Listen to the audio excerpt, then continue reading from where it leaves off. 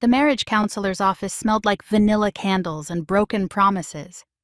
I sat on the beige couch, watching my husband Wade arrange papers in a folder with the same precision he used for everything.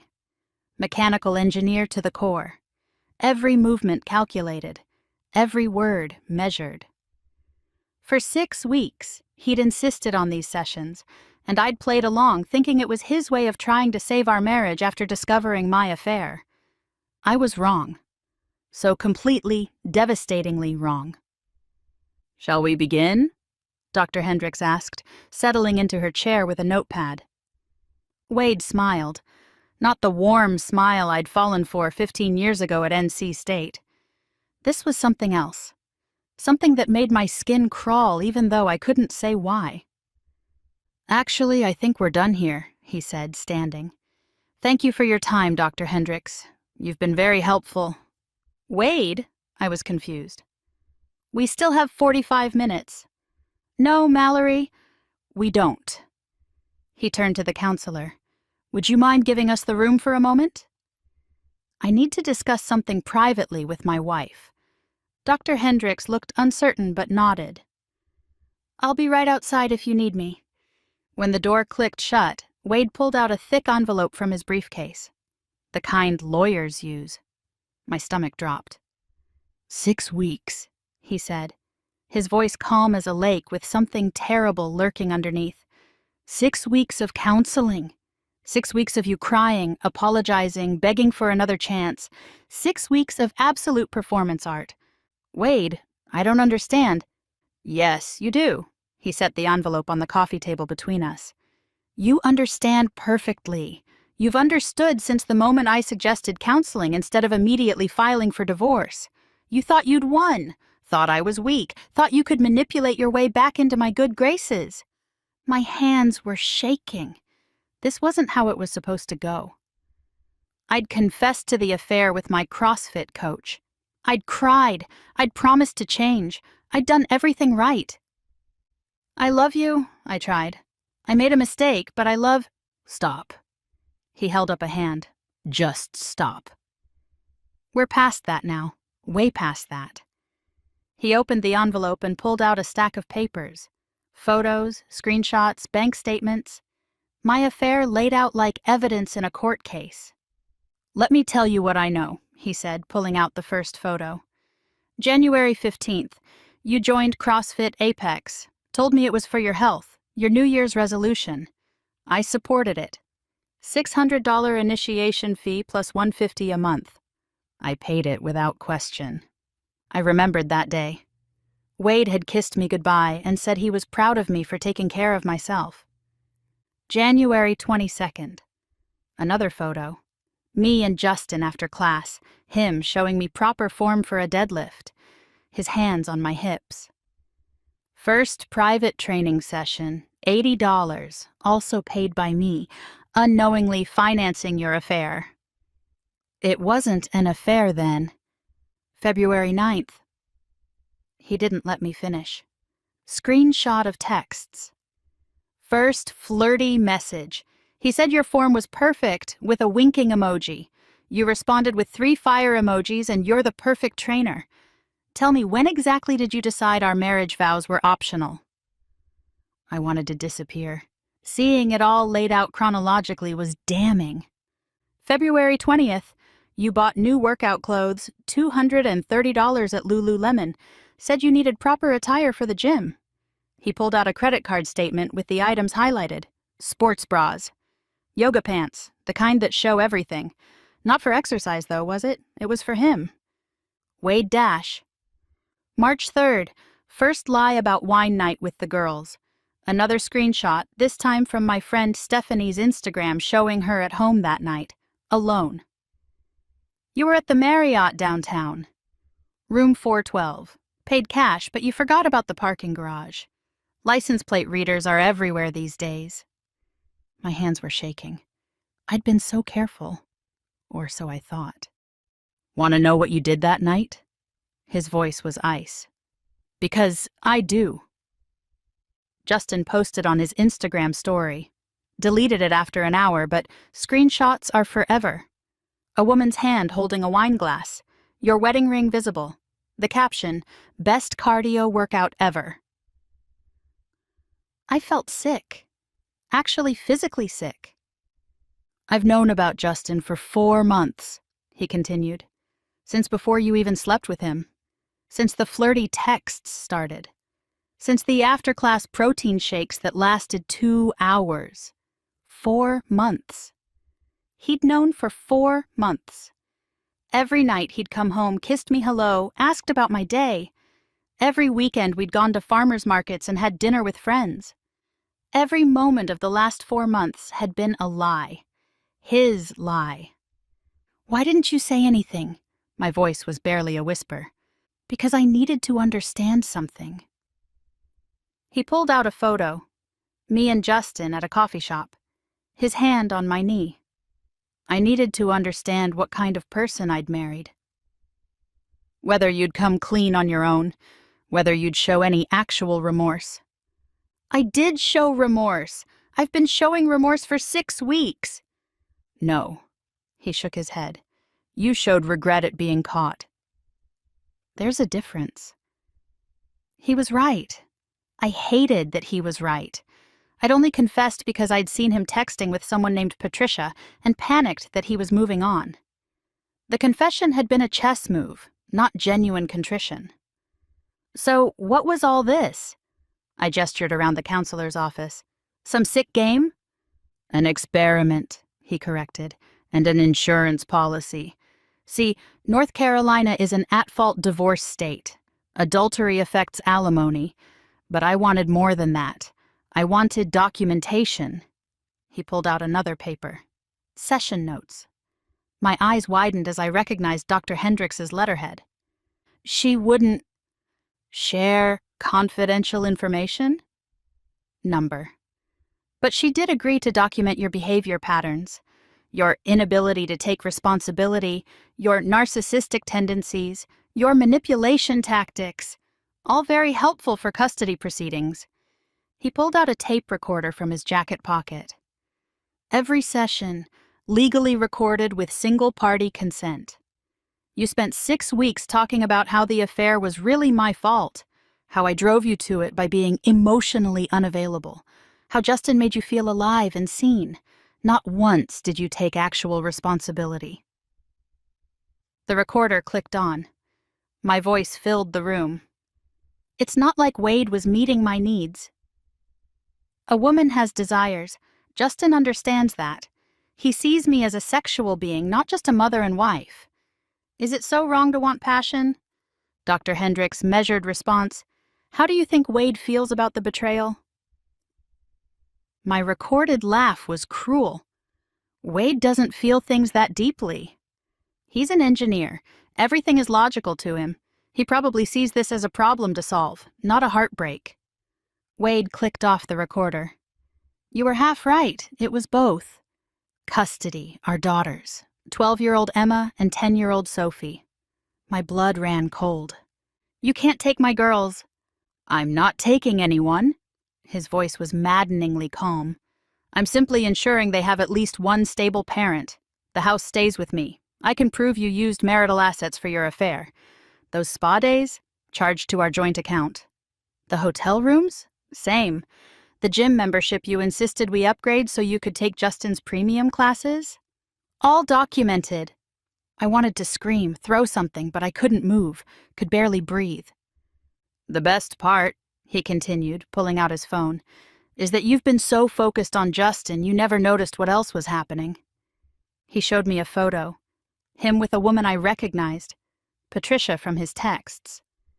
They were at a restaurant, but it wasn't romantic. There were papers spread between them, legal papers. Patricia Winters, best divorce attorney in Wake County. We've been meeting for 3 months, building the case, documenting everything. Did you know affairs follow patterns? The texts at odd hours, the sudden interest in fitness, the new underwear, the criticism of your spouse to justify your actions. You hit every single marker. This is cruel, I said. This is psychological torture. No, torture would be letting you think you'd gotten away with it. This is consequences. He stood, straightening his jacket. Always so proper, so contained. I'd mistaken it for boring, safe, predictable. Turns out he was none of those things. "The girls are with my mother for the weekend," he said. "You have 48 hours to pack your things and leave. The apartment you'll be renting is already secured. The address is in the envelope. 1 bedroom in Garner. It's what you can afford on your salary alone." "Wade, please." "Every Wednesday and every other weekend. That's your custody schedule. Non-negotiable. The child support you'll be paying is calculated based on state guidelines. Also non-negotiable. I'll be paying? Did you think being the mother gave you automatic advantage? I've been the primary caregiver for 2 years while you were at the gym. I have documentation, school pickup records, doctor appointment schedules, parent-teacher conferences you missed, soccer games you skipped for work emergencies that were really hotel afternoons. The room was spinning. This couldn't be happening. I was supposed to keep the house, keep the kids, keep the comfortable life while having my fun on the side. That's how it worked. That's how it always worked. Justin won't want you, by the way. Wade checked his watch like he had somewhere more important to be. His girlfriend found out yesterday. Apparently you weren't his only married client. She's pregnant. Did you know that? Due in 3 months. They're working it out, moving to Charlotte for a fresh start. I did throw up then, right into Dr. Hendrick's wastebasket. Wade waited patiently, the way you'd wait for a toddler having a tantrum. "Mallory." His voice was almost gentle. "Did you really think I was stupid? That I didn't notice my wife coming home freshly showered at odd hours? That I believed the stories about wine nights with friends who hadn't seen you in months? Did you think so little of me that you assumed I'd just accept it?" "I thought you loved me," I said weakly. "I did. God help me, I did. Even after I knew, I kept hoping you'd come to your senses. Stop it on your own. Show me the woman I married was still in there somewhere." He picked up his briefcase. "But she's not, is she? Maybe she never was. So that's it? 15 years, and you throw me away like garbage?" "I'm not throwing you away. You threw yourself away. I'm just refusing to dive into the dumpster after you." He left then, just walked out, leaving me with the envelope and the mess I'd made of my life. Dr. Hendricks came back in, her face carefully neutral. "I think our sessions are complete," she said gently. "Would you like me to call someone for you?" Who would I call? My friends were Wade's friends first. My family lived in Wilmington, and I'd barely spoken to them in years. Justin was moving to Charlotte with his pregnant girlfriend. I had no one. I drove home in a daze. The house, not my house anymore, was eerily quiet. The girls' rooms were neat, beds made, stuffed animals arranged just so. Wade had always been better at the daily routines. I'd been too busy, too important, too special for mundane things like homework help and bedtime stories. The master bathroom still smelled like my perfume. The expensive one, Justin said, drove him crazy. I'd started wearing it every day, even to bed, hoping Wade would notice. He had noticed. Of course he had. I thought about all the times I'd come home from late meetings and headed straight to the shower. Wade would be in bed, reading his engineering journals, and he'd look up and ask how my day was. I'd give him some vague answer about difficult clients while washing Justin's cologne off my skin. The lies had come so easily. There was the night in April when I'd told Wade I was at a work conference in Charlotte. I'd actually spent the weekend at Justin's apartment, a loft in downtown Raleigh that he shared with 2 other trainers. We'd had sex on every surface, ordered Thai food naked, pretended we were a real couple. I'd taken photos of myself in his bed while he showered, feeling powerful and desired. Wade had been home with the girls that weekend. Emma had a soccer tournament. Sophie had a school play. He'd sent me videos of both, and I'd watched them on mute while Justin kissed my neck. "When are you leaving him?" Justin had asked. "Soon," I'd promised, "when the time is right." But the right time kept moving. First, I wanted to wait until after Emma's birthday, then after our family vacation to the Outer Banks. A vacation where I'd spent most of the time texting Justin from the bathroom, sending him photos of myself in my bikini while Wade built sandcastles with the girls. The worst part? Wade had been trying. I could see that now. He'd suggested date nights that I'd canceled for emergency workouts. He'd bought me flowers that I'd barely acknowledged because they weren't as exciting as the protein shake Justin had made me with a heart drawn in the foam. He'd tried to initiate sex, and I'd turned him down, saying I was tired, then sexted with Justin until 2 a.m. In our bedroom, his bedroom now, I found my things already packed. Efficiently, of course, labeled, organized, 15 years condensed into boxes and suitcases.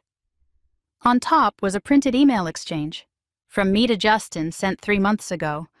Wade's so predictable. Same routine every day. Like living with a robot. You make me feel alive again. Justin's response: "Your husband sounds like a real loser. When are you going to leave him?" My response: "When the time is right. Have to be smart about the money and kids."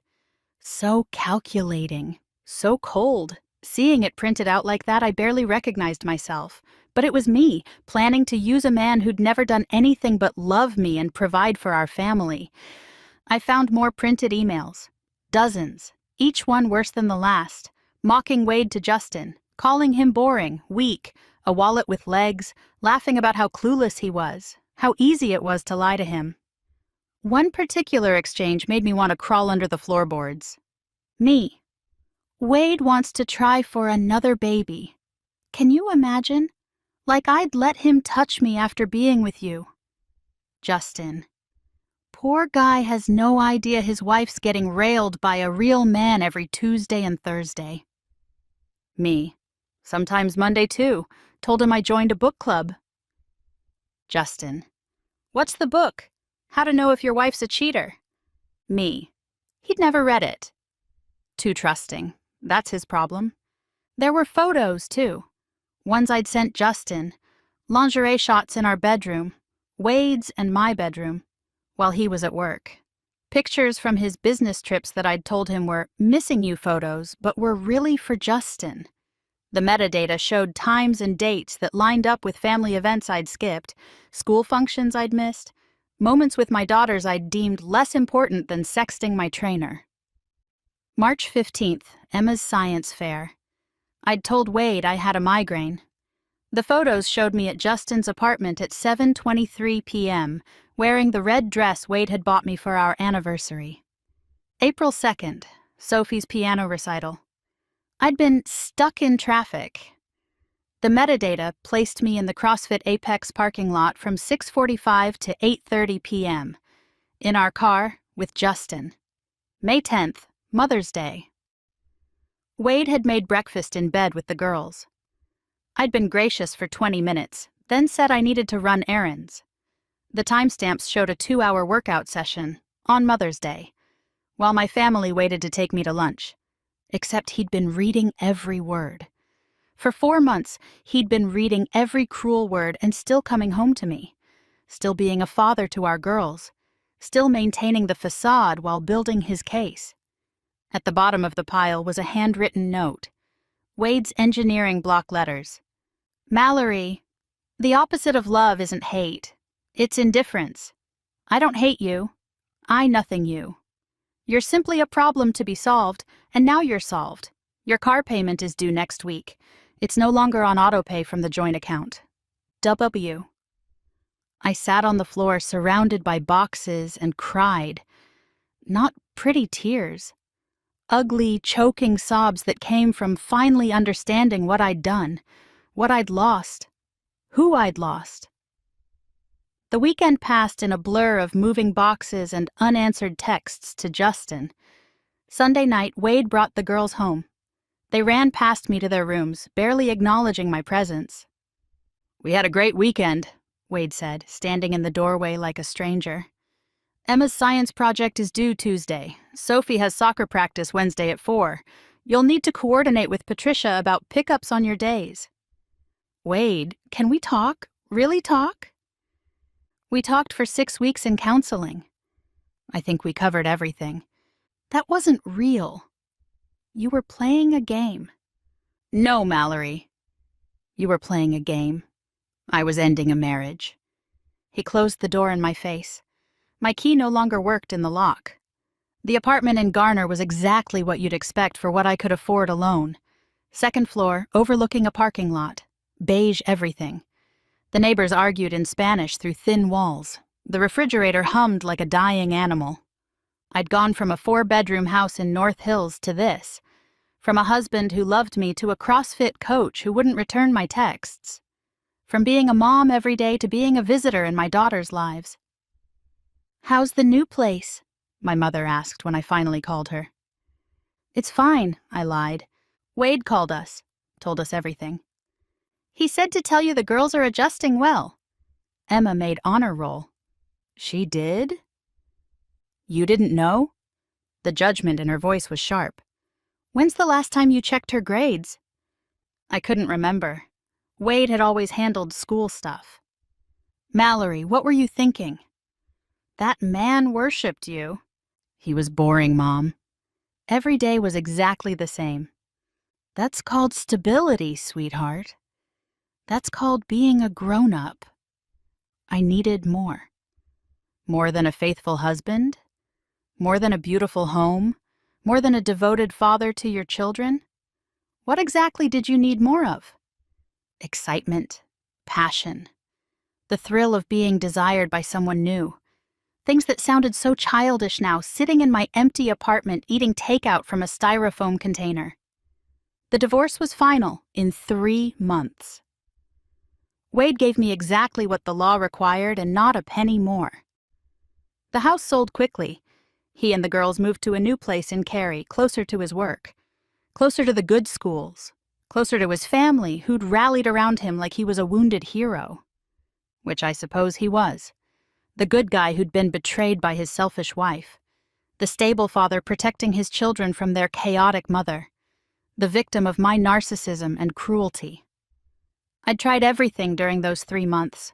Showed up at his office with lunch, wearing the sundress he used to love. His assistant had security escort me out. I'd written letters.